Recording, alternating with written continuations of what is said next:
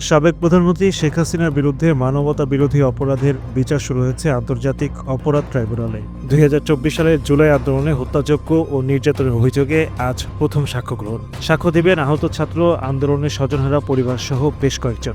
বিচার কার্যক্রম সরাসরি সম্প্রচার করার কথা রয়েছে বিটিভির। আজকে শুনানিতে রাজসাক্ষী হিসেবে আদালতে উপস্থিত থাকবেন সাবেক আইজিপি চৌধুরী আবদুল্লাল বাবন। ২০২৪ সালের জুলাই-আগস্টে সংঘটিত সহিংসতার ঘটনায় গঠিত আন্তর্জাতিক অপরাধ ট্রাইব্যুনালে ইতিমধ্যে ৫ শতাধিক অভিযোগ জমা পড়েছে। এর মধ্যে শেখ হাসিনা সহ ৪টি মামলার বিচার প্রক্রিয়া আনুষ্ঠানিকভাবে শুরু হয়েছে। প্রসিকিউশনের পক্ষ থেকে জানানো হয়েছে, শেখ হাসিনার সর্বশেষ পরিচিত ঠিকানায় গ্রেপ্তারি পরোয়ানা পাঠানো হচ্ছে। তবে তিনি অনুপস্থিত থাকায় আন্তর্জাতিক আইনের বিধান অনুযায়ী বিচার চলবে একতরফাভাবে। এছাড়া মামলার সাক্ষীর তালিকায় রয়েছেন আমার দেশ সম্পাদক মাহমুদুর রহমান, গবেষক বদরুদ্দিন ওমর, অবসরপ্রাপ্ত লেফটেন্যান্ট কর্নেল হাসিনুর রহমান, নাহিদ ইসলাম, উমামা ফাতেমা এবং জুলাই আন্দোলনে নিহত ও আহতদের পরিবারের সদস্যরা।